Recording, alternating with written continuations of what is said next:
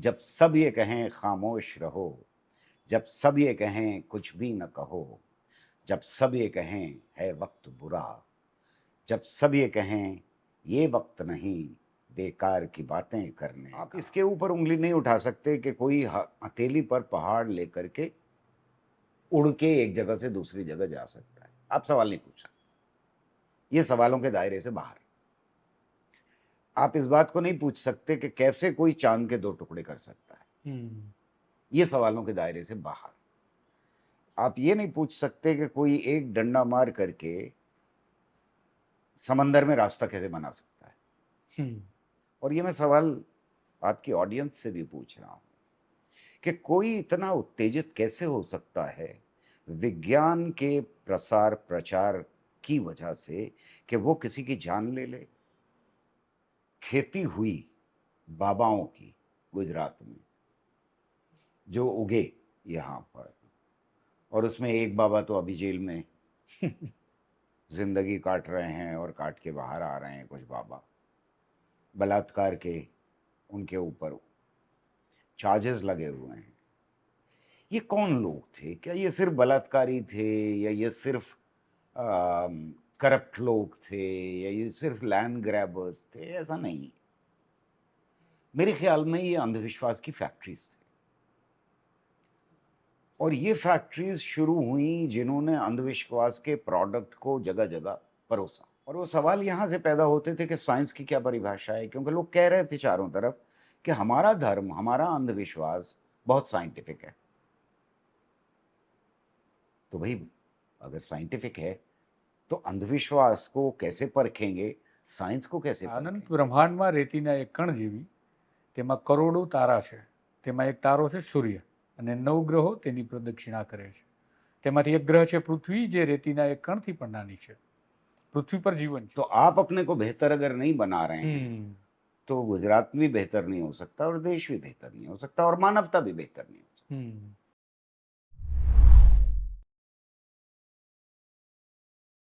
બ્રહ્માંડના રચયિતા કોણ? ઈશ્વર છે, અલ્લાહ છે, કે પછી જીસસ ક્રાઇસ્ટ છે? આવા અનેક સવાલોની વચ્ચે બ્રહ્માંડના રચયિતાને સમજવા છે, પરંતુ બ્રહ્માંડમાં જીવતા એ માણસની અંદર પણ ઝાંકવું છે કે જે માણસ વૈજ્ઞાનિક છે અને સાથે સાથે કવિ પણ છે, અને તેના કરતાં પણ મોટી વાત કે તેની નૈતિક જવાબદારી એક્ટિવિસ્ટ પણ છે, જે નિભાવી રહ્યા છે. આપણી સાથે દિલ્હીથી ખાસ મહેમાન છે ગૌહર રઝા. એમની કવિતાઓ તમે સાંભળી હશે, એમના વક્તવ્યોમાં એમને વિજ્ઞાનની વાતો તમે સાંભળી હશે. ગુજરાતીમાં એમનું પુસ્તક લોન્ચ થવા જઈ રહ્યું છે, જે પુસ્તક તમને ખૂબ જ અનુભવ આપશે, ખૂબ જ તમને માહિતી આપશે કે બ્રહ્માંડના રચયિતા કોણ છે. ધર્મના આડંબરની અંદર જ્યારે સમગ્ર વિશ્વ રાચી રહ્યું છે, આડંબરની અંદર અંધશ્રદ્ધા ફેલાવી રાજનેતાઓ જે સત્તા પર પહોંચી રહ્યા છે, એ તમામ પાસાઓ પર વાત કરવી છે આજે ગૌહર રઝા સાથે. પરંતુ પહેલાં એમને પુસ્તકની ઓળખ આપી દઉં, જે દરેક ગુજરાતીએ જરૂરથી વાંચવું જોઈએ, જેમને વૈજ્ઞાનિક અભિગમની જરૂર છે. આ દેશ વૈજ્ઞાનિક અભિગમથી ચાલવો જોઈએ, નહીં કે અંધશ્રદ્ધાથી, એવું જો તમને લાગે છે. અને વૈજ્ઞાનિક અભિગમને સાથે તમારે સમજવું છે કે બ્રહ્માંડની રચના કેમ થઈ, વિજ્ઞાન શું છે, વિજ્ઞાનની સાથે ધર્મ કેવી રીતે ભેડ શેડ કરી અને તમને ભણાવવામાં આવે છે, એ બધું જ આ પુસ્તક બતાવશે, દંતકથાઓથી વિજ્ઞાન સુધી. આ પુસ્તક 8 તારીખે ગુજરાતમાં લોન્ચ થવા જઈ રહ્યું છે. હિન્દુમાંથી ગુજરાતીમાં અનુવાદ કરવામાં આવ્યું છે કેયુર કોટક દ્વારા, અને આ પુસ્તક તમને ઓનલાઈન ઉપલબ્ધ થઈ રહેશે. વેબસાઇટ ડિસ્ક્રિપ્શનમાં આપી દઈશ, છતાં પણ કહી દઉં છું, www.kalpavrikshabooks.com, જે તમે વાંચી રહ્યા છો નીચે, ત્યાં જઈને પણ તમે આ પુસ્તક જરૂરથી ખરીદીને વાંચજો, જેથી ઘણા બધા ધર્મના આડંબરો તમારા મગજમાં હશે તો દૂર થશે. સીધા જ વાત કરી હવે ગૌહર રઝા સાથે, અને ઇન્ટરવ્યૂની શરૂઆતમાં જ સવાલ लाविए, विज्ञान साचो के धर्म? सर नमस्कार. बहुत बहुत शुक्रिया बुलाने के लिए। ये गुजराती में किताब छपी है और आपके यहाँ पहला इंटरव्यू हो रहा है जी तो इसलिए हमारा इसके लिए भी सौभाग्य बहुत है कि आप शुक्रिया। हमें पहला इंटरव्यू दे रहे हैं. सर जी, ये बुक पूरी जो है साइंस पे है. ये बताती है, जब गुजराती में मैं यही इंट्रो में बोल रहा था कि ब्रह्मांड के रचयिता कौन है, परम पिता है, ये चाहे ईश्वर है, अल्लाह है, जीसस है, कौन है. और दूसरा कि इसमें आपने काफ़ी चीज़ें ये भी लिखी है जो मैं हिंदी मैंने पढ़ी है, इसलिए बता पा रहा हूँ कि धर्म क्या है और विज्ञान उसके साथ कैसे मिलावट करके कभी कभी जो धर्म है विज्ञान को खुद साथ भी लेता है, दूर भी रख देता है, कभी टेक्नोलॉजी को मानता है, विज्ञान को अनएक्सेप्ट करता है. तो मानने जाए तो साइंस जो है वो धर्म के बारे में क्या कहता है? वाकई में धर्म जैसी कोई चीज होनी चाहिए, और है तो ये सही है या गलत? जहाँ तक इसका सवाल है कि रचयिता कौन है, ये साइंस का सवाल नहीं है। हम्म। तो ये साइंस सवाल पूछती ही नहीं कि रचयिता कौन है। अच्छा। साइंस ये सवाल पूछती है कि ये ब्रह्मांड, ये यूनिवर्स रचा कैसे गया। ये कैसे रचा है बिल्कुल अलग है इस बात से कि कौन रचयिता है। कौन रचयिता है, क्यों रचा गया, क्यों इस धरती के ऊपर पेड़ पौधे हैं, क्यों इस धरती के ऊपर जानवर हैं, क्यों इंसान है यहाँ पर, और कहीं हमें नहीं मालूम है कि नहीं है। तो ये क्यों का सवाल जो है ये साइंस का सवाल नहीं। क्यों का सवाल धर्म और अध्यात्म का सवाल है। और वो ही जवाब देते हैं इसका कि भाई अल्लाह ने, उससे भी पीछे जाएं तो यहोवा ने, और उससे भी पीछे जाएं तो आतुम ने, रा ने, और उससे भी पीछे चलते चले जाएं तो कहीं दुंडारी। तो ये सारे नाम हैं रचयिताओं के। हमारे यहाँ भी बहुत सारे नाम हैं रचयिताओं के, और हमारी एक ही किताब और अलग अलग शास्त्रों में रचयिता की कहानी चाहे वही हो, पर नाम अलग अलग। नाम अलग है। तो कहीं पर मनु ने, कहीं पर इंद्र ने, कहीं पर पुरुषा ने, ये सब रचयिता। पर ये बात कि कहानी जो बताई जाती है कि कैसे रचा और किसने रचा, ये दोनों चीजें हमें धर्म में मिलती। तो धर्म जो है वो यहीं से शुरुआत होती है उसकी, कि वो पूछे इस सवाल को कि कौन रचयिता है, क्यों रचा उसने। अब ये सोचिए कि एक आम बच्चे को जब वो पूछता है कि ये सब चारों तरफ जो है हमारे घट रहा है, ये किसकी वजह से घट रहा है, कौन है इसके पीछे। तो नॉर्मल घर में ज्यादातर लोग धार्मिक होते हैं, और एक सिंपल सा खूबसूरत लचीला जवाब होता है भगवान, अल्लाह, गॉड। ये जवाब होते हैं नॉर्मल। और जब वो बच्चा पूछता है कि भगवान को किसने बनाया, अल्लाह को किसने बनाया, गॉड को किसने बनाया, तो उसको ये जवाब मिलता है कि वो हमेशा से था। ये जवाब, जो चीजें बनी हैं, जो चीजें वो देख रहा है, सूरज, चांद, सितारे, धरती, पेड़ पौधे, जानवर, इंसान, इनके बारे में ये जवाब नहीं होता कि हमेशा से। ज्यादातर धर्मों में, कुछ धर्म ऐसे हैं जिनमें हमारे यहाँ का बुद्धिज्म आता है, जैनिज्म आता है, और यहाँ तक के सिखिज्म भी, कि इस ब्रह्मांड के बारे में मत पूछो, ये शायद हमेशा से। तो वहां जहां ये बताया जाता है कि कोई था हमेशा से, तो हमेशा की कोई परिभाषा नहीं है। अच्छा। है ना।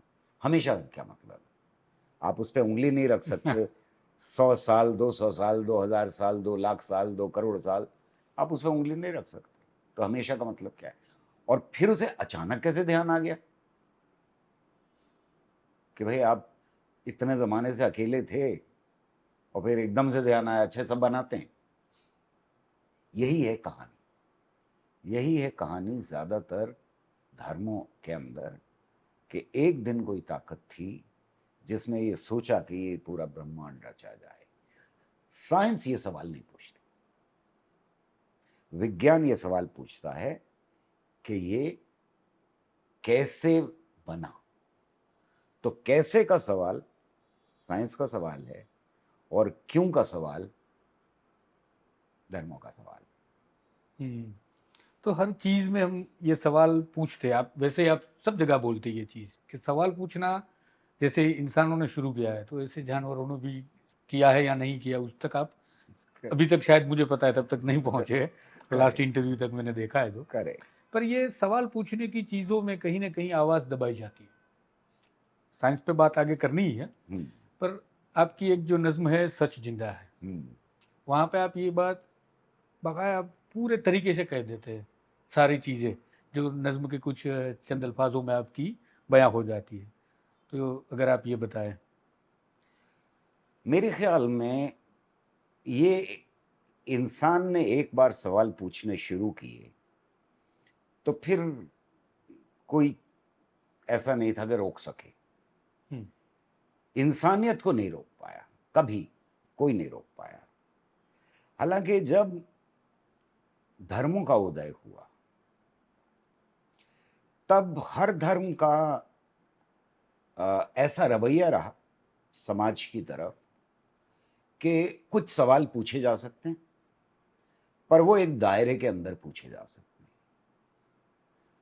जिसमें जैसे भगवान ने कैसे रचा, क्यों रचा, या भगवान है क्यों, हम्म, ये सवाल नहीं पूछ सकते आप, बस रच दिया। आप इसके ऊपर उंगली नहीं उठा सकते कि कोई हथेली पर पहाड़ लेकर के उड़ के एक जगह से दूसरी जगह जा सकता है, आप सवाल नहीं पूछ सकते, ये सवालों के दायरे से बाहर है। आप इस बात को नहीं पूछ सकते कि कैसे कोई चांद के दो टुकड़े कर सकता है, हम्म, ये सवालों के दायरे से बाहर। आप ये नहीं पूछ सकते कि कोई एक डंडा मार करके समंदर में रास्ता कैसे बना सकता है, हम्म, ये सवालों के दायरे से बाहर। तो बहुत सारे सवाल खत्म करने की प्रवृत्ति हर धर्म के अंदर मौजूद है, हर मजहब के अंदर, हर रिलीजन के अंदर मौजूद है, जो टकराव पैदा करती है नई जानकारी के साथ। जो हमें दिखाई देता है, अगर हम हिस्ट्री ऑफ ह्यूमन काइंड देखें तो सुकरात को जहर का प्याला पीना पड़ा, मीरा को हमारे यहाँ विष का प्याला पीना पड़ा, कबीर लुप्त हो गए, नहीं पता कैसे डेथ हुई, वहां तो फूल मिले। हम्म, तो ऐसे में टकराव हमें साफ दिखाई देता है जो सवाल पूछता है। उसके साथ समाज की जो समझ होती है, ज्यादातर लोगों की जो समझ होती है, उसके साथ नई जानकारी और नए ख्याल का टकराव होता है। और वो टकराव धर्म के दायरे में जब होता है तो बड़ा भीषण होता है, और कुछ लोग इस हद तक उतर आते हैं कि वो जान ले लें। ब्रूनो को जलाया गया, इसी तरह से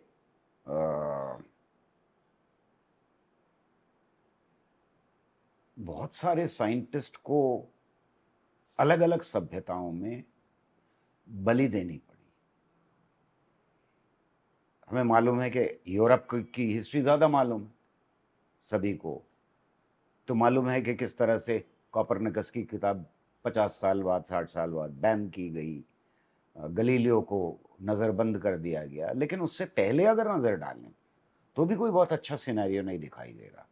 यानी अल हसन अल हैतम को पागल बन के रहना पड़ा, छुप करके, क्योंकि वो ऑप्टिक्स पे काम कर रहा था, और जो जो खलीफा थे उस जमाने के, उनके साथ टकराव था उसका। अक्सर ये लोग ये कहते हैं हमारी सभ्यता में तो हिंदुस्तान में कुछ नहीं हुआ, तो यहां भी हुआ है, क्योंकि सबसे बड़ा साइंटिस्ट हमारे पुराने दौर में आर्यभट्ट है। हर बच्चे को शायद उसका नाम पता है, अब हिंदुस्तान के जो स्कूल जाता है, जो पढ़ा है थोड़ा बहुत, उसमें हर एक बच्चे को नाम पता है। उसकी किताब हमारे यहाँ से लुप्त हो गई, हमारे यहाँ से चारवाक की किताबें लुप्त हो गई, तो किसी ने लुप्त की ना, मजाक उड़ाया, उसके अपने स्टूडेंट्स ने बाद में मजाक उड़ाया, और इसलिए हम आगे नहीं बढ़ पाए क्योंकि उसने पहली बार कहा था कि जमीन शायद अपनी धुरी पर घूमती है। तो ये तो हो गई पुरानी बात। आप कहेंगे अब तो नहीं है कोई प्रॉब्लम, तो हमें मालूम है कि हमारे देश के अंदर हमने 4 शहीद पैदा किए हैं, साइंस के शहीद, अच्छा। विज्ञान के शहीद, जिसमें कलबुर्गी हैं, गौरी लंकेश हैं, तो हमारे यहाँ खाली नहीं हो रहा। सवाल ट्रेंड को समझने का है। पाकिस्तान में 12 शहीद हैं, जिनको इसलिए मारा गया, जिनकी जान ले ली गई कि वो साइंस का प्रचार करते थे। बांग्लादेश में 12 लोग ऐसे हैं जिनको या तो मार दिया गया, सरेआम खुलेआम गोली मार दी गई, सड़क के ऊपर कत्ल कर दिया गया, या उनको देश छोड़ के जाना पड़ा। तो हमारे यहाँ पंसारे से लेकर के कलबुर्गी, गौरी लंकेश, ये क्यों होता है? मेरे सामने ये सवाल था कि कोई इतना उत्तेजित कैसे हो सकता है, और ये मैं सवाल आपकी ऑडियंस से भी पूछ रहा हूं कि कोई इतना उत्तेजित कैसे हो सकता है विज्ञान के प्रसार प्रचार की वजह से कि वो किसी की जान ले ले। पंसारे घर से निकलते हैं टहलने के लिए और उनको गोली मार दी जाती है। गौरी लंकेश लौट रही हैं अपने घर की तरफ रात को काम करने के बाद और उनको गोली मार दी जाती है। ये क्यों हो रहा है? और सिर्फ हमारे यहाँ नहीं है, जैसा मैं कह रहा हूँ, पाकिस्तान में भी हो रहा है, बांग्लादेश में भी हो रहा है। क्यों हो रहा है? सवाल पूछने की जरूरत है। मेरा अपना मानना यह है कि कहीं ना कहीं अंधविश्वास समाज के वो एक पावर बैलेंस क्रिएट करते हैं, वो एक मार्केट क्रिएट करते हैं। और ये जो मार्केट है, ये जो पावर बैलेंस है, जहां से आपको सत्ता मिलती, कहीं ना कहीं साइंस उसको डगमगा देती है। और जब वो डगमगाने लगती है तब कुछ लोग ऐसे पैदा हो जाते हैं जो इतने उत्तेजित हो जाएं, जिनमें पोप से लेकर खलीफा से लेकर और नॉर्मल हमारे यहाँ के 4 पैसे के गुंडे धर्म का नाम लेकर के उन्हें कत्ल करने पे उतर आते ये जो लिंचिंग वाले हैं, पर ये ढांचा टूटने का ही डर है ना। उनको ये लगता है ये धर्म का ढांचा, जो धर्म के नाम पे जो मार्केट क्रिएट हुआ है एक तरफ, जिसमें अंधविश्वास परोसने की पूरी शक्ति है, नए नए अंधविश्वास पैदा करने की शक्ति है, उनको लोगों तक पहुंचाने की शक्ति है, और उसके ऊपर खड़ा है पूरा पावर का ढांचा, सत्ता का ढांचा। अगर वो डगमगाएगा तो ऐसे लोग पैदा होंगे। और आप साइंस के साथ साथ जो आपकी पोएम्स है वो भी बहुत लोग देखते हैं उनको। एक हालांकि एक वर्ग है अभी तक जो लिमिटेड है कि इन चीज़ों को समझता है। इन सारी चीज़ों को आप जानते हुए भी आपको पता है कि इसमें शहीदी के अलावा दूसरा कोई रास्ता कम है, तो वो आपकी जो सच जिंदा वाली जो नज्म है वो दर्शकों को आप बताइए। मैं ज़रूर सुना देता हूँ। जब सब ये कहें खामोश रहो, जब सब ये कहें कुछ भी न कहो, जब सब ये कहें है वक्त बुरा, जब सब ये कहें ये वक्त नहीं बेकार की बातें करने का, जब सब ये कहें कुछ सोचो तो, जब सब ये कहें कुछ समझो तो, जब सब ये कहें कलियों का चटकना क्या कम है, फूलों का महकना क्या कम है, शाखों का लचकना क्या कम है, बिंदिया का चमकना क्या कम है, जुल्फों का बिखरना क्या कम है, प्यालों का छलकना क्या कम है। जब इतना सब है कहने को, जब इतना सब है लिखने को, क्या जिद है कि ऐसी बात करो जिस बात में खतरा जान का हो। जब सब ये कहें खामोश रहो, जब सब ये कहें कुछ भी न कहो, तब समझो पतझड़ रुत आई, तब समझो मौसमदार का है, तब समझो मौसमदार का है, तब सहमी सहमी रूहों को ये बात बताना लाजिम है, आवाज उठाना लाजिम है, हर कर्ज चुकाना लाजिम है। जब सब ये कहें खामोश रहो, जब सब ये कहें कुछ भी न कहो, तब समझो कहना लाजिम है, मैं जिंदा हूं, सच जिंदा है, अल्फाज अभी तक जिंदा हैं, अल्फाज अभी तक जिंदा है। इस आपकी इस नज़्म से बस वाकई में जो लोग अभी दर्शक ये सुन रहे होंगे, मैं भी सुन रहा था जब, तो लगता है नहीं कि हाँ, कभी कभी हम भी बोर हो जाते हैं, थक जाते हैं, लगता है किसके लिए क्यों बोलना, क्यों लड़ना। फिर आप जैसे जो सीनियर से उनकी कोई बात सुन के या तो कोई ऐसी नज़्म सुन के फिर से हौसला बढ़ता है। पर इस अभी जो फिलहाल का जो माहौल है, इस दौर में आप ये बुक लॉन्च करके, आपका तो हिंदी वर्जन तो नेशनल बेस्ट सेलर है ही, इंग्लिश भी है, और अभी आप गुजराती ला करके आए। इस बुक में आपको क्या लगता है कि ऐसी कौन सी चीज़ें हैं जिनसे इन ढांचों को हम तोड़ सकते हैं? हमें ना किसी धर्म से आपत्ति है, ना किनकी किसी लोगों की आस्था से भी आपत्ति है, वो उनका जो है करे, पर ऐसी चीज़ें हैं जो अंधविश्वास की ओर लोगों को ले जा रही है, और वो पॉलिटिकल मोटिवेटेड है बेसिकली, उसको सिर्फ अंधविश्वास में भी नहीं हम बता सकते हैं। तो ऐसी क्या चीज़ें हैं जिनसे लोगों को ये लगेगा कि हाँ, कि हम जहाँ पे अभी खड़े हैं, बस आगे ही खाए है, अब इतना दूर तो हम आ ही गए हैं, बस आगे गिरना है और वहाँ से संभल ले। आपने बहुत अहम सवाल उठाया है। समाज को और समाज के साइंस के रिश्तों को और समाज में साइंस और अंधविश्वास से लेकर के धर्म के रिश्तों में को हमें ज़्यादा गौर से देखना चाहिए, ज़्यादा समझने की कोशिश है। क्योंकि साइंस क्यों पढ़े भाई? अभी कोई ये भी कह सकता है ना कि किस लिए आप इतना निडरा पीट रहे हैं, क्यों? बेकार की बात है। आप लोगों की ज़िंदगी बिना साइंस के भी चल रही थी, अच्छी चल रही है, बहुत सारे लोगों को कोई साइंस नहीं मालूम है, तो क्या फ़र्क पड़ता है साइंस हो ना हो? देखिए, 2 चीज़ें समझने की कोशिश करनी चाहिए हमें। एक तरफ तो ये कि जिस तरह मैंने देखा है समाज को, और जिन लोगों ने ये किताब लिखने में मदद की है, उनमें बहुत सारे वो लोग शामिल हैं जिन्होंने मुझे साइंस पढ़ाई, लेकिन बहुत सारे वो लोग भी शामिल हैं जो साइंस के खिलाफ थे। अच्छा। बहुत सारे ऐसे लोग शामिल हैं जो बिल्कुल अनपढ़ थे, जिन्हें साइंस नहीं मालूम, जिनसे मैं कुंभ मेले में इलाहाबाद के मिला।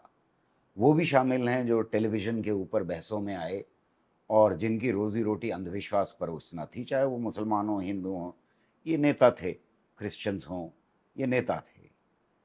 तो इस किताब को लिखवाने में बहुत सारे लोग शामिल हैं। ये मेरी अपनी अकेले की किताब नहीं। मेरे पास सवाल थे, और वो सवाल यहाँ से पैदा होते थे कि साइंस की क्या परिभाषा है? क्योंकि लोग कह रहे थे चारों तरफ कि हमारा धर्म, हमारा अंधविश्वास बहुत साइंटिफिक है। तो भई, अगर साइंटिफिक है, तो अंधविश्वास को कैसे परखेंगे, साइंस को कैसे परखेंगे? इनमें तो कोई फ़र्क ही नहीं बचा। मेरा गुरु गुरु है और दूसरे का गुरु फ्रॉड है। तो भाई, गुरु को भी देखना पड़ेगा कि फ्रॉड की गुरु की क्या डेफिनेशन है, उसकी क्या परिभाषा है, और सही वाले गुरु की क्या परिभाषा है। ये भी सवाल था कि साइंस को हम कैसे डिफाइन कर सकते हैं समाज के अंदर, और साइंस में और साइंटिफिक टेम्पर में, यानी साइंटिफिक विजन या साइंटिफिक वैज्ञानिक विचारधारा, वैज्ञानिक तरीका, वैज्ञानिक दृष्टिकोण, इनमें क्या फ़र्क है? तो ये बहुत सारे सवाल मेरे सामने थे।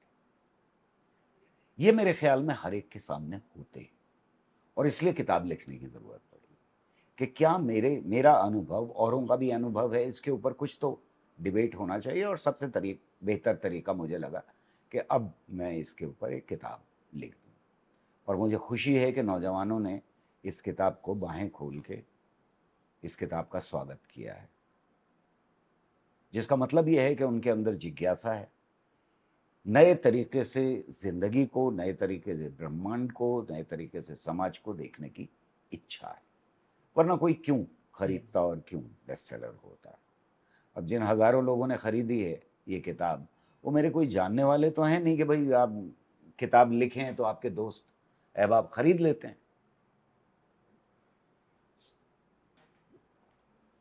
तो क्या सवाल थे? सवाल ये थे कि साइंस का बेसिक क्वेश्चन कहाँ शुरू होता है, कहाँ खत्म होता है, और धर्म का बेसिक क्वेश्चन कहाँ शुरू होता है, कहाँ खत्म होता है। इन दोनों में बड़ा क्या फर्क है? और उसे समझाने के लिए सबसे बेहतर कौन सी एग्जाम्पल्स होंगी? ये 2 किताब के लिखने से पहले मेरे सामने ये चीज़ें तय थी। इन चीज़ों को क्लियर होना बहुत ज़रूरी था। तो एक तो इस किताब में मैंने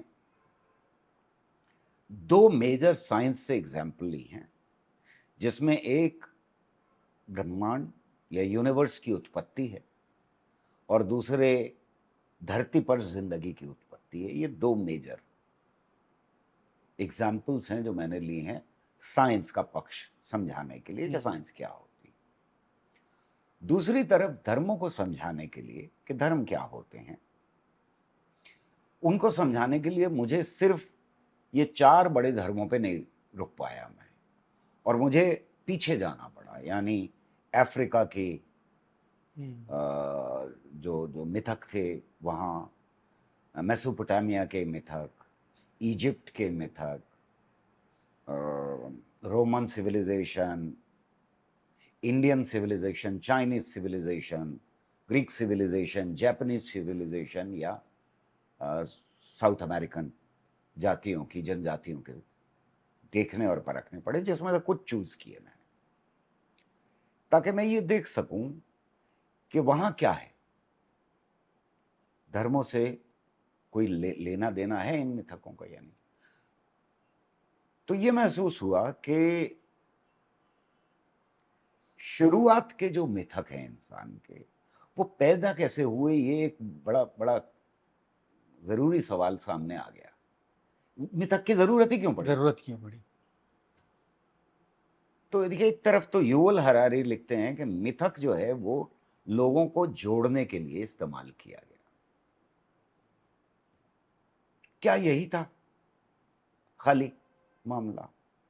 तो मुझे लगा नहीं, अगर हम क्रिएशन के कि कैसे ये इस ब्रह्मांड की उत्पत्ति हुई, इसको अगर हम देखना शुरू करें, तो हमें लगता है कि ये जो शुरुआत में सवाल पूछे इंसान ने, उनके जवाब थे। जब ये इंसान ने पूछा होगा कि इस ब्रह्मांड की उत्पत्ति क्यों और कैसे हुई, तो एक बड़ा खूबसूरत जवाब है ये। तो इसको अंग्रेजी में अगर कहें तो ये कॉन्सेप्चुअल स्ट्रक्चर थे जो इंसान ने पैदा किए जवाब देने के। क्या कॉन्सेप्चुअल स्ट्रक्चर है? कॉन्सेप्चुअल स्ट्रक्चर बेसिकली यही है कि भाई, एक कोई शक्ति है, उस शक्ति ने एक दिन इस ब्रह्मांड की उत्पत्ति कर दी। तो अगर ये बेसिक कहानी है, तो इसको देखें हम कहानी को, तो हमें पता लगता है कि ये कहानी कह रही है कि एक दिन उस शक्ति ने ये फैसला किया कि हम ब्रह्मांड को रचेंगे। अब उसमें कहानियां कैसे बदलती हैं, तो पता लगा शुरू में एक दूध की बूंद थी, भगवान उतरे, अल्लाह गॉड, वहां दुंडारी नाम है उनका, सबसे ओल्डेस्ट पुरानी जो मिथक मिला मुझे, वो आए, उन्होंने पहले पत्थर पैदा किया, पत्थर से लोहा पैदा किया, लोहे से हवा पैदा की, हवा से आग पैदा वगैरह, फिर दोबारा आए और ये जो चीजें पैदा की थी इनको मिला करके इंसान पैदा कर दिया। कितना खूबसूरत ये एक स्ट्रक्चर है जो बता रहा है आपको कि ब्रह्मांड की उत्पत्ति कैसे हो गई। राइट। अब उस वक्त जाहिर है कि नहीं मालूम था कि क्या एज होगी, हमारे पास तरीके नहीं थे, कोई कार्बन डेटिंग तो थी नहीं उस वक्त। तो अपने अंदर ये एक खूबसूरत एक्सप्लेनेशन है उस सवाल का जो इंसान ने शुरू में पूछा। जैसे जैसे समाज बदलता जाता है वैसे वैसे ही कहानियां भी बदलती जाती हैं, इनमें नई चीजें पैदा होती चली जाती हैं, और जैसे जैसे इंसान दूसरी जगहों पे फैल रहा है, दुनिया के अलग हिस्सों में फैल रहा है, वैसे वैसे भी बदल रहे हैं। तो एक तो ये कि इसमें अलग अलग जगह बदलाव आ रहा है समाज में, कहानी वही है, बेसिक ढांचा वही है कि किसी ने एक दिन इस पूरे ब्रह्मांड की उत्पत्ति की और इस पे इंसान को भी, उसकी भी उत्पत्ति कर दी, पर नाम अलग हैं। उसके साथ साथ नए एलिमेंट्स ऐड हो रहे हैं, इनके अंदर समाज कैसे चल रहा है उसका रिफ्लेक्शन हमें दिखाई देता है, इसके अंदर हमें दिखाई देता है कि पहाड़ों से नदियां कैसी हैं, क्यों बह रही हैं नीचे की तरफ, धरती काहे पर टिकी हुई है, कछुए की पीठ पर, हम्म, नंदी के सींग पर, शेषनाग के फन पर। अब आप ये देखिए कि किसी चीज पे टिकी हुई है, ये जरूरी है, क्योंकि इंसान का अनुभव बढ़ रहा है और वो ये देख रहा है कि हवा में कोई चीज टिकी नहीं रह सकती, वो नीचे हाँ, गिरेगी गिरेगी। तो ये धरती को भी टिकाना हो गया किसी न किसी किसी चीज न पे। किसी चीज के ऊपर। तो हम्म, बिल्कुल शुरुआत में धरती जो है वो नीचे तक है, नीचे की कोई डेफिनेशन नहीं है, उसकी कोई परिभाषा नहीं। पर धीरे धीरे जब वो गोल होती जा रही है तो फिर किसी चीज पर टिकाना जरूरी हो गया। हम्म, तो पाताल का जो कॉन्सेप्ट है वो धीरे धीरे यहाँ खत्म हो रहा है। अगर धरती गोल होगी तो पाताल हो ही नहीं सकता। तो पाताल कहाँ होगा? हम्म, तो किसी ना किसी चीज पर टिकाएंगे आप, तो फिर कछुए की पीठ मिलेगी आपको, नंदी का। मैं जो बात एम्फेसाइज कर रहा हूं ये कर रहा हूं कि धर्मों में जब इंसान अलग अलग जगह गया, बटा, तो नए धर्मों ने जन्म लिया। वही एक्सप्लेनेशन था, उसमें नई चीजें ऐड होती चली गई। और इस एडिशन में हमेशा एक रुकावट आई हम्म, कि वो उसने जब एक बड़े हिस्से को समाज के यकीन करने के ऊपर मजबूर कर दिया, तो वहां वो जम गया, वो हमेशा का सच बन गया। हमेशा का सच जन्म देता है धर्मों को और उनके नामों को। तो ये जो जनजातियां कर रही हैं वहां भी जमा हुआ है, और ये जो धर्म है यहां भी जमा हुआ सच है। अंग्रेजी में कहें तो कोडिफिकेशन होने के बाद, यानी वो कोड डेवलप हो गया, हजारों लाखों लोग उसमें यकीन रखने लगे। तो धर्म में कितने लोग यकीन रखते हैं, ये बहुत इंपॉर्टेंट चीज है। अगर बहुत कम लोग यकीन रखते हैं तो कोई वो धर्म धर्म नहीं बनता। हाँ, मास जरूरी है इसके लिए। नंबर बहुत हाँ, इंपॉर्टेंट नंबर है। इम्पोर्टेंट। जितने ज्यादा होंगे उतना ज्यादा वो धर्म फ्रोजन होगा, उसके अंदर उतने कम बदलाव के चांसेस होंगे। साइंस में बिल्कुल इसका उल्टा है। साइंस में इट डजंट मैटर, आप यकीन करें ना करें, न्यूटन को कोई लेना देना नहीं इस बात से कि कितने लोग यकीन रखते हैं। उसमें पॉपुलैरिटी के लिए थोड़ी ना बात कर रहा है वो। मैंने प्रूव कर दिया तो कर दिया। प्रूव कर दिया तो कर दिया। अगर उससे चीजें काम करती हैं, आप समझ सकते हैं कि मोटर कैसे बनानी है, बस काफी है, यूज करो उसका। यूज करो। हम्म, अगर आप समझते हैं कि उससे रॉकेट बना सकते हैं तो रॉकेट बना लो। हम्म, तो इससे इससे कोई लेना देना नहीं है कि आप कितने दिल से उस पर यकीन रखते हैं। और इसीलिए साइंस में कभी भी कोई अथॉरिटी नहीं होती। हम्म, और मैं अक्सर चैलेंज करता हूँ लोगों को कि आप 10वां पास हैं, आपने न्यूटन का नाम सुना है, शायद न्यूटन के लॉज भी याद होंगे, कोई और याद ना हो, लेकिन हमारी पॉलिटिकल लीडरशिप ने गुजरात में तो ये याद दिला ही दिया है ना कि to every action there is equal and opposite reaction. कम से कम ये वाला लॉ हाँ, सब याद ही रहेगा। ये सबको बता दिया है हमारी जो हम्म, पॉलिटिकल लीडरशिप है आज की, उसने। तो उसके बावजूद कभी उसकी किताब नहीं देखी होगी, शायद प्रिंकिपिया मैथमेटिका का नाम भी ना सुना हो। आपने सुना था? नहीं। नहीं सुना था। क्यों? पर मैं पूछूं आपसे कि आपने कुरान का नाम सुना है? डेफिनेटली। आपने कुरान देखा भी हो शायद, हाँ, है ना? गीता देखी होगी, हाँ, रामायण देखी होगी, जी, बाइबल देखी होगी। जी। पर न्यूटन जिसने साइंस को बदल करके रख दिया, जिसने साइंस की दिशा बदल दी, बिल्कुल, जो एक्सप्लेन कर रहा है कि पूरे ब्रह्मांड से लेकर के गैलेक्सीज के अंदर क्या हो रहा है और एक एटम के अंदर क्या हो रहा है, वो ये समझा रहा है आपको, उसकी किताब नहीं देखी आपने। इसके बावजूद कि न्यूटन आपके कोर्स में, क्यों? इसलिए नहीं देखी कि वहां अथॉरिटी नहीं। अच्छा। न्यूटन से जब भी बेहतर किताब लिखी गई न्यूटन के ही लॉज के ऊपर, तो वो किताब कहीं ज्यादा एक्सेप्टेबल थी। जी। तो वो हिस्ट्री बन गई न्यूटन की प्रिंकिपिया मैथमेटिका। गलीलियो की लिखी हुई किताब कभी नहीं देखी। तो यहाँ कोई साइंटिस्ट न्यूटन की किताब सर पे उठा के उसे चूम के ऊपर नहीं रखता, 5 बार नहीं देखता दिन में। धर्म के अंदर अथॉरिटी किताब के अंदर है, हमारे शास्त्रों के अंदर है, उन किताबों में है जिनमें कोडिफाई करके जमा दिया गया सच, जो हमेशा का सच बन गया। साइंटिस्ट को पता है और न्यूटन को भी पता है कि उसका बताया हुआ सच हमेशा का सच नहीं है। उसे भी मालूम है कि कोई ना कोई आइंस्टाइन उठेगा और कहेगा कि अब थ्योरी ऑफ रिलेटिविटी का राज है, न्यूटन का राज खत्म हो गया। तो बहुत सारे ऐसे डिफरेंसेस हैं जो मैंने इस किताब में लिखने की कोशिश की है। ये जो एग्जाम्पल्स दो हैं ये इसलिए बहुत इंपॉर्टेंट हैं, यानी ब्रह्मांड की उत्पत्ति कैसे हुई ये, और धरती के ऊपर जिंदगी ने कैसे जन्म लिया, ये दोनों एग्जाम्पल्स इसलिए हैं कि यहाँ पूरे के पूरे अंधविश्वासों के साथ इनका सीधा टकराव। जो उत्पत्ति की कहानियाँ हमारे शास्त्रों में, हमारे किताबों में, रिलीजियस बुक्स में, दिमागों में या अंधविश्वासों के साथ जुड़ी हुई हैं, उनके और इन दोनों कहानियों के बीच में आज भी हमारे समाजों में सीधा टकराव। इसलिए मेरे लिए बहुत इम्पोर्टेंट था इन दोनों को लेना।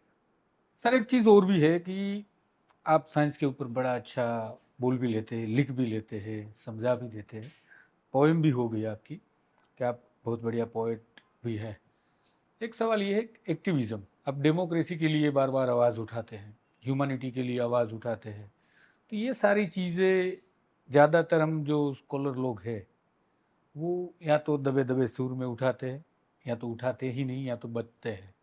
पर आप एक आदमी जो मुझे दिख रहे हैं अभी, मैं जहाँ पे जिनको नहीं हो गए बहुत, पर जिनको मैं फॉलो कर रहा हूँ तो शायद मुझे आप ज़्यादा दिखते हैं, एक्टिविज्म में कैसे आना हुआ?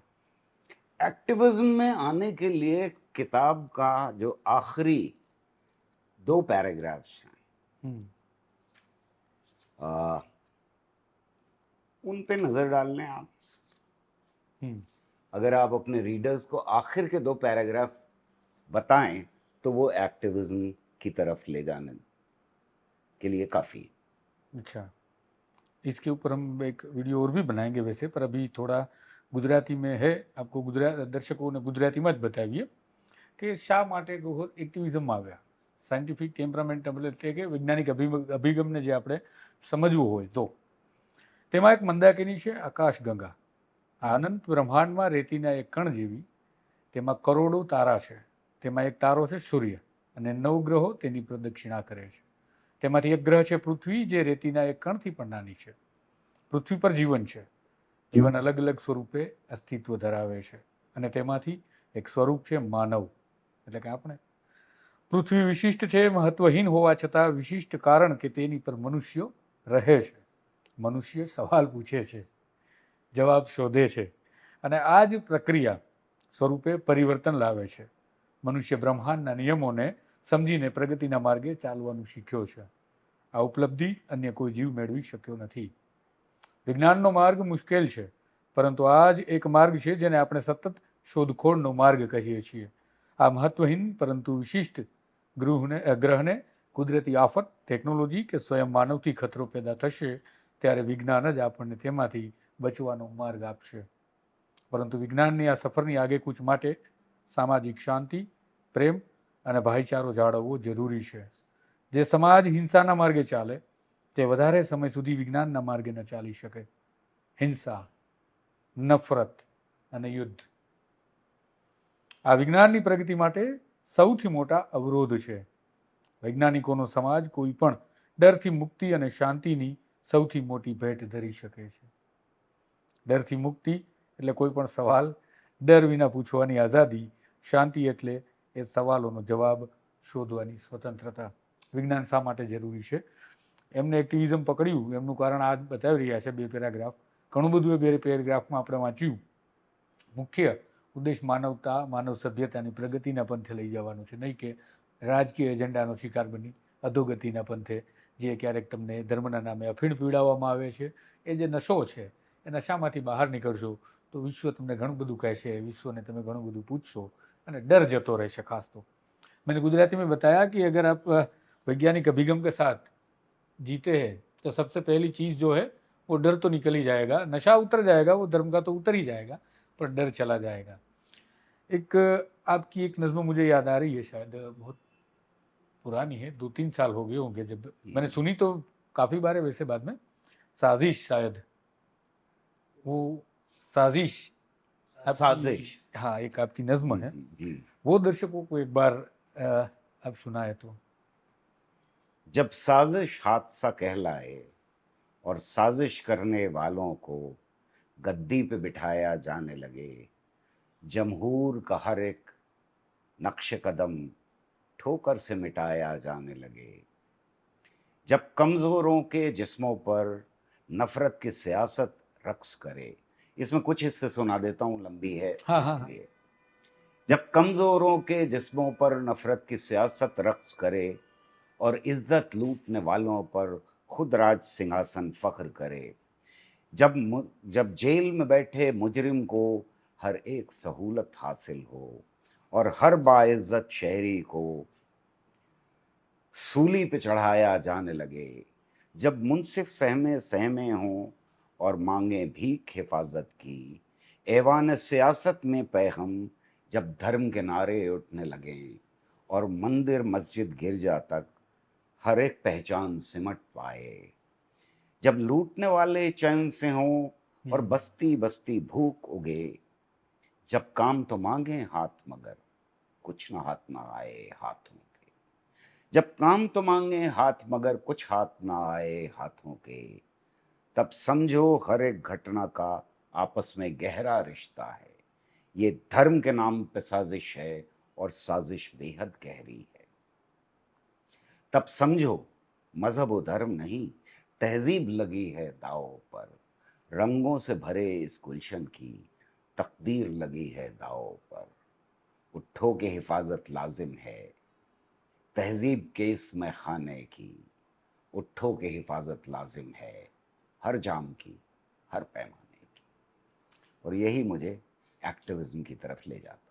ये चीज़, हाँ, मुझे इसीलिए पसंद है ये नज़्म में जो बातें आप कर रहे थे। एक बार मैंने आपको ही शायद सुना था किसी इंटरव्यू में या तो फिर कोई प्रवचन में, जहाँ पे आपने कहा था कि आप लिखते हो बड़ी अच्छी कविता है या तो कुछ भी लिख रहे हो, लेखक हो, तो जो स्थिति है उस पर नहीं लिख रहे हो, तो ये बहुत ही समाज के साथ तो एक टाइप की गद्दारी में तो बोलूँगा, क्योंकि बिल्कुल आपको प्रिविलेज है तो आपको उसको यूज़ करना है जब उसकी ज़रूरत है। बिल्कुल। यहाँ अभी प्रेम के लव मैरिज हो या ना हो, उस चीज़ों पे लिखी जा रही है। मैं गुजरात के कॉन्टेक्स्ट में बातें कर रहा हूँ। और लव मैरिज करनी है तो कैसे नहीं करनी है तो किस किस को, ऐसी चीज़ें जो लिखे जा रहे हैं, वो हमारे यहाँ बड़े लेखक हैं। और मैं ये दिल से कहना चाहूँगा उन लोगों को भी, ये सुनो, एक बार समझो, आत्मसात करो और फिर बताओ कि ये गुजरात किसने बनाया है। बार बार से सवाल खड़े किए जाते हैं किसने बनाया है, पर मैं बार बार से उनको बोलता हूँ कि हमने ही बनाया है, ऐसे तो नहीं बना है। और जैसे आप होंगे, जैसे गुजराती होंगे, जैसे भारतवासी होंगे, वैसा ही गुजरात होगा, वैसा ही भारत होगा। तो आप अपने को बेहतर अगर नहीं बना रहे हैं, तो गुजरात भी बेहतर नहीं हो सकता और देश भी बेहतर नहीं हो सकता और मानवता भी बेहतर नहीं हो सकती। हम में से हर एक की ये जिम्मेदारी है कि समाज के अंदर अमन, चैन, शांति कायम रहे। हम कभी भी आक्रमण और हिंसा के लिए वोट ना दें। वोट ना दे। हमको वोटरी होना चाहिए इस समाज में, जंग के खिलाफ, नफरत के खिलाफ, हिंसा के खिलाफ। और बार बार हमें चेक करना चाहिए अपने को यहाँ कि कहीं हम दूसरे पाले में तो नहीं जा रहे। डाइवर्ट नहीं हो रहे हैं, हाँ। तो सर, आखिरी ये सवाल है, आप गुजरात के मेहमान हैं, आप पूरे देश की राजनीति को भी जानते रहते हैं और पूरी उसके बारे में बोलते भी रहते हैं। जानने से अच्छा बात यह है कि आप बोलते हैं। गुजरात के मेहमान हैं, गुजरात की, हमारी यहाँ यहाँ से शुरू हुई ये लेबोरेटरी की राजनीति पूरे देश में गुजरात मॉडल के नाम से लागू है। तो आप क्या मानते हैं, पूरे देश में ये लागू हो चुकी है तो उससे कल्याण हो गया, क्योंकि अब 10 एक साल तो हो ही गया है पूरा। मेरा ये मानना है कि गुजरात से निकल करके ये राजनीति, ये सोच का तरीका जो गुजरात में बहुत सिस्टमैटिकली फैलाया गया, वो अब निकल करके यहाँ से पूरे देश में फैलाने की कोशिश है। लेकिन ये भी बहुत साफ बात है कि गुजरात के अंदर भी इसके खिलाफ रेजिस्टेंस है और देश के और इलाकों में भी कोई आसान काम उनके लिए नहीं। मैं साइंस का आदमी हूं तो एग्जाम्पल्स वहीं से ले लेता हूं। इस बीच में जो खेती हुई बाबाओं की गुजरात में, जो उगे यहाँ पर, और उसमें एक बाबा तो अभी जेल में जिंदगी काट रहे हैं और काट के बाहर आ रहे हैं। कुछ बाबा बलात्कार के उनके ऊपर चार्जेस लगे हुए हैं। ये कौन लोग थे? क्या ये सिर्फ बलात्कारी थे, या ये सिर्फ करप्ट लोग थे, या ये सिर्फ लैंड ग्रैबर्स थे? ऐसा नहीं। मेरे ख्याल में ये अंधविश्वास की फैक्ट्रीज थी, और ये फैक्ट्रीज शुरू हुई जिन्होंने अंधविश्वास के प्रोडक्ट को जगह जगह परोसा देश में। और ये एक जनता की सोच के ऊपर, जनता की कॉन्शियसनेस के ऊपर भयानक अटैक था। और हमें मालूम है कि खास तौर से एक बाबा, वैसे मैं ये बात सब बाबाओं के लिए कह रहा हूं, लेकिन एक बाबा खास हैं आपके यहाँ के, जिनके पैर छू करके आज की और इससे पहले की भारतीय जनता पार्टी की लीडरशिप जवान पली बढ़ी हुई। तो हमारे पास क्लिप्स हैं, अडवाणी से लेकर के मुरली मनोहर जोशी हो या कोई भी नेता हो, खासतौर से बीजेपी का।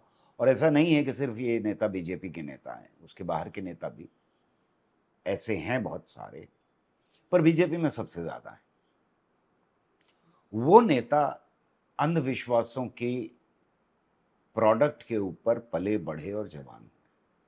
अब वो सारे देश में परोस रहे हैं। तो इस देश में एक साइंटिफिक रैशनैलिटी के ऊपर अटैक आ रहा है, पॉलिटिकल लीडरशिप और होली मैन और विमेन के अनहोली अलायंस से।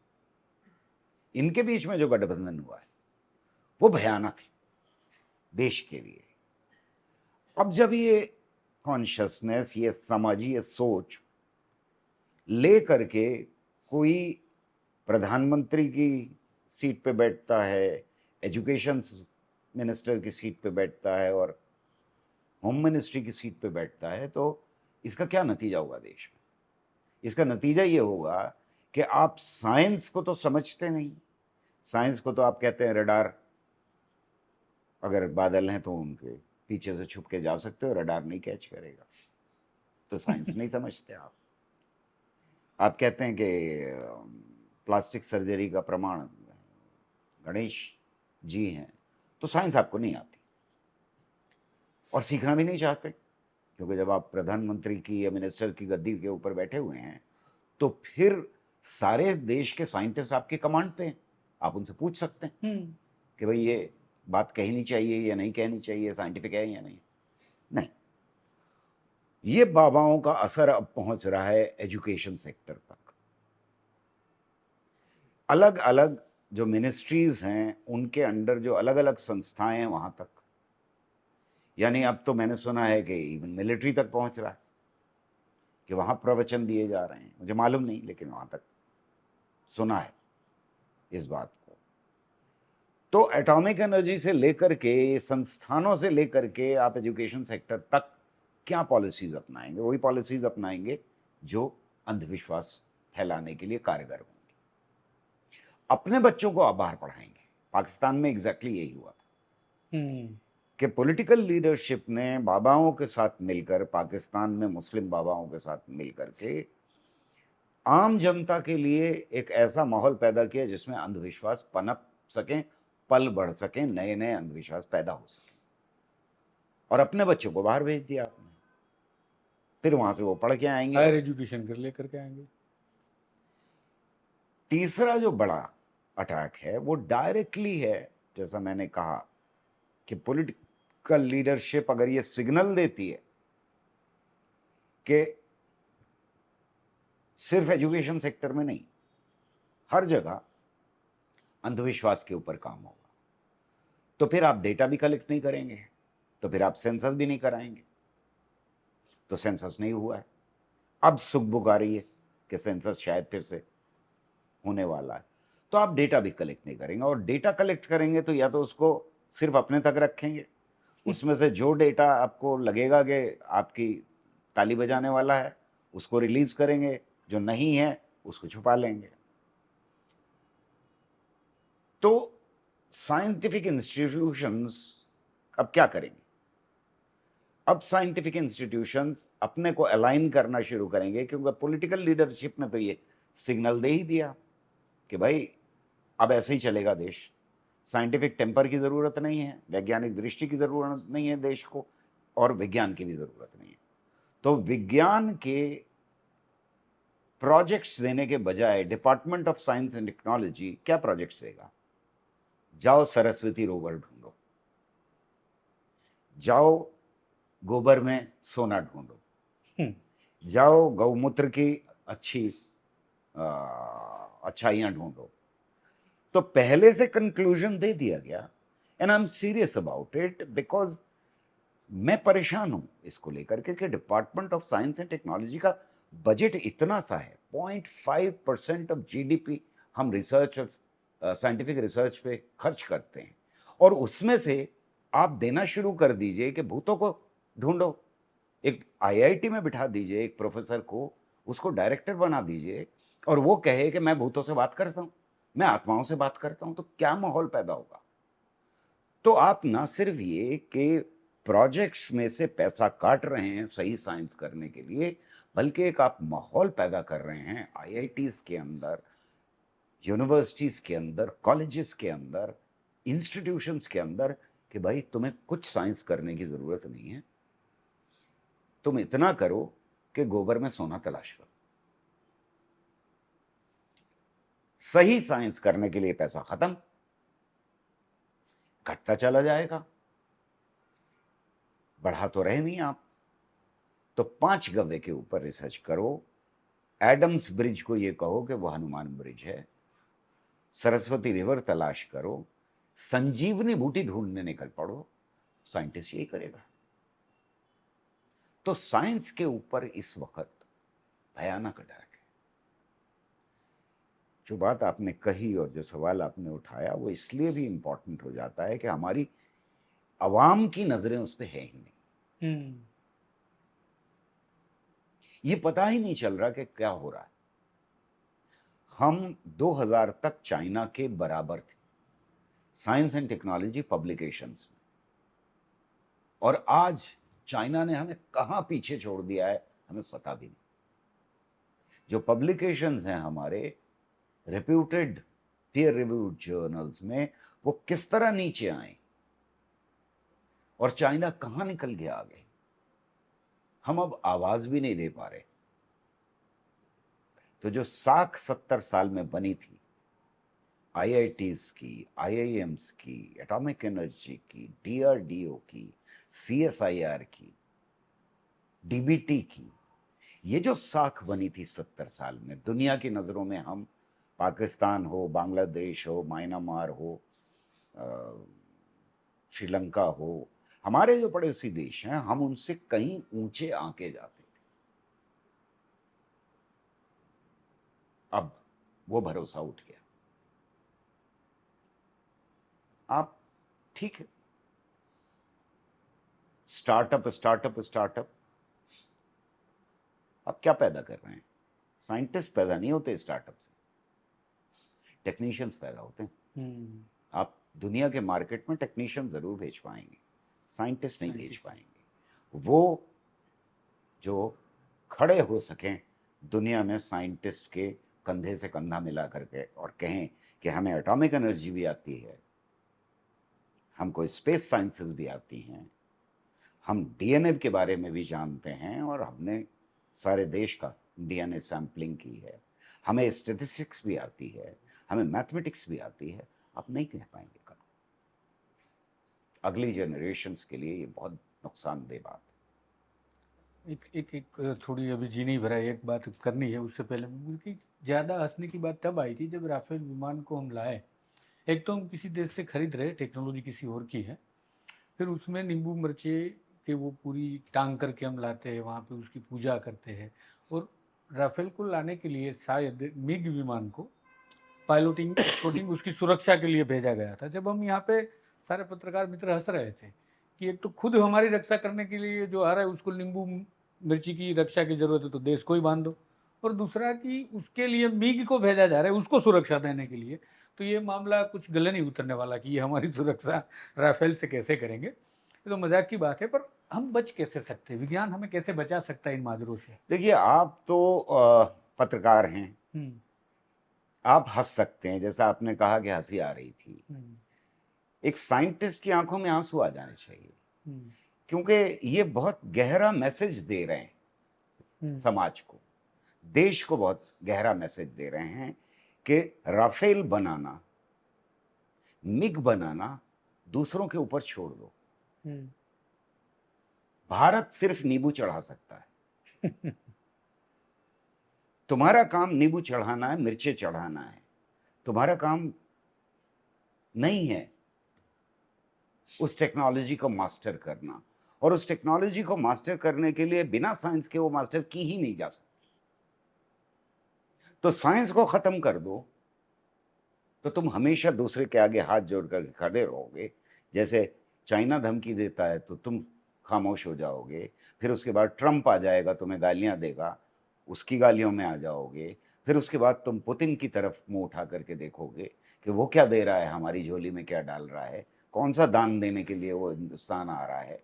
यही देखते रहोगे, कभी ये खड़े होकर नहीं कह पाओगे कि नहीं, आज हम देने जा रहे हैं दुनिया को राफेल, आज हम देने जा रहे हैं मिग। क्यों? इसलिए कि मिग बनाने की तुम्हारी कैपेबिलिटी कभी डेवलप होगी ही नहीं अगर साइंस नहीं होगी। टेक्नोलॉजी अपने आप पैदा नहीं हो जाती है समाज के अंदर एक दिन में। टेक्नोलॉजी पैदा करने के लिए साइंस मास्टर करनी पड़ती है। आप कोई गाड़ी नहीं बना सकते, ये मोटरें, आप कोई इंजन नहीं बना सकते जब तक कि आपने न्यूटन्स लॉज नहीं सीख लिए हों। सब बाई प्रोडक्ट है ये तो। सब बाय प्रोडक्ट। वो जमाना गया जब टेक्नोलॉजी आगे चलती थी और साइंस पीछे होती थी। आज का जमाना ये कहता है कि साइंस के बिना टेक्नोलॉजी नहीं डेवलप हो सकती। आपको समझना पड़ेगी, आपको नई जनरेशन्स को समझाना पड़ेगा, बताना पड़ेगा कि अगर तुम्हें तरक्की करनी है तो साइंस और विज्ञान के बिना पॉसिबल है ही नहीं आज। इसलिए मैं कह रहा हूं, मैं कांप जाता हूं जब कोई मिनिस्टर जाता है और कहता है कि हम नींबू लटकाने जा रहे हैं, और ये हमारी परंपरा का हिस्सा है। हाँ। अरे परंपरा का हिस्सा जीरो इन्वेंट करना भी था, कभी उस पर भी बात कर लिया करो। इस परंपरा का हिस्सा ये भी है कि पहला शख्स हमारे देश में पैदा हुआ जिसने कहा कि जमीन अपनी धुरी के ऊपर घूम रही है, और तुमने उसका मजाक उड़ाया क्योंकि वो राहु केतु के खिलाफ था। यही पाकिस्तान ने किया है कि जो कुरान से बाहर उनको समझ में आया, उन्होंने कहा कि इसको रिजेक्ट कर दो। अपने बड़े साइंटिस्ट को रिजेक्ट किया पाकिस्तान ने, क्योंकि उसमें से कुछ हिंदू थे, कुछ कादियानी थे। साइंस खत्म कर देगा जो देश, वो देश खुद खत्म हो जाएगा। आत्मनिर्भर नहीं हो सकता और विश्व गुरु तो बिल्कुल हो ही नहीं सकता। તો આપણી સાથે આજે ગૌહરે ખૂબ ટાઈમ સ્પેન્ડ કર્યો, આપણે એમની સાથે ઘણી બધી વાતો પણ કરી, અને ખાસ તો હજી એક વખત તમને યાદ કરાવું કે જો તમને આ વિષયમાં રસ પડે છે, આજના ઇન્ટરવ્યૂમાં તમને જરા પણ એવું લાગ્યું કે આપણે વિજ્ઞાન તરફ આગળ વધવું જોઈએ, આ આડંબરોથી દૂર થવું જોઈએ, તો તમારા માટે આ પુસ્તક ખરેખર અગત્યનું છે. હિન્દી વર્ઝન તમને ગમે છે તો મિથકોશે વિજ્ઞાન તક, બ્રહ્માંડ કે વિકાસ કી બદલતી કહાની, આ પુસ્તક હિન્દીમાં છે. એનો અનુવાદ ગુજરાતીમાં પણ છે જો તમને હિન્દી નથી વાંચવું પસંદ અથવા તો વાંચતા નથી આવડતું તો દંતકથાઓની વિજ્ઞાન સુધી બ્રહ્માંડમાં વિકાસની સફરની ગાથા લખેલી છે ગૌહર રઝાએ, ગુજરાતીમાં અનુવાદ કર્યું છે કેયુર કોટકે. આ પુસ્તક તમને કેવી રીતે મળશે, લિંક ડિસ્ક્રિપ્શનમાં આપું છું. એ કલ્પવૃક્ષ બુક્સનું વેબસાઇટનું એડ્રેસ છે, તેના પર તમે ઓનલાઈન ઓર્ડર કરી શકો છો. જલ્દીથી બીજા પ્લેટફોર્મ પર પણ તમને ઓનલાઈન મળી રહેશે હિન્દી વર્ઝન. તો બધા જ એમેઝોન જેવા પ્લેટફોર્મ પર ઉપલબ્ધ છે, તમે ખરીદી શકો છો. અને ખાસ મારી અપીલ છે કે આ પુસ્તકને વાંચજો. વિજ્ઞાનની વાતો છે, ધર્મની પણ વાતો છે, પણ તમારી ઘણી બધી ભ્રમણાઓ ભાંગી જશે અને તમારે લખ 84ના ફેરા કદાચ ફરવા નહીં પડે એટલે ડર જતો રહેશે. જલ્દી મળીશું નવા મહેમાન સાથે. નમસ્કાર.